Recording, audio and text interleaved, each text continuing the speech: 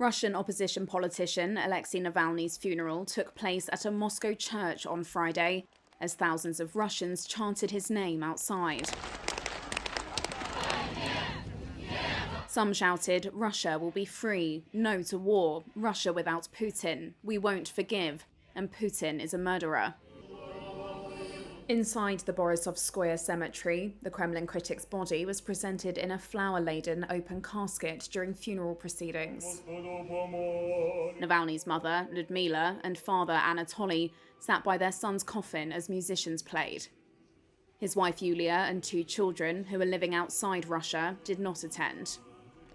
It was a small ceremony, but one flanked by a heavy police presence. Queues of people had been prevented from entering to say goodbye.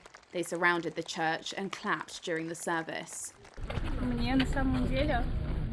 To tell the truth, it is very pleasant for me to be here in the company of like-minded people.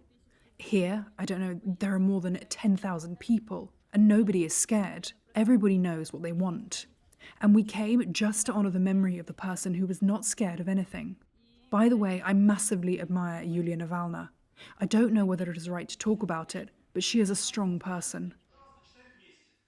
Navalny, President Vladimir Putin's fiercest critic inside Russia, died aged 47 in an Arctic penal colony on February 16th.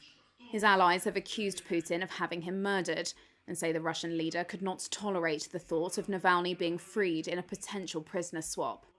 They have not published proof to back up that accusation, but have promised to do so. The Kremlin has denied any state involvement in his death.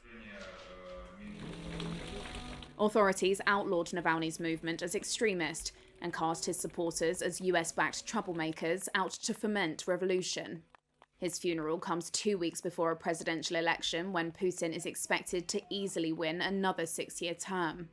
More than 250,000 people watched the events on Navalny's YouTube channel, which is blocked inside Russia.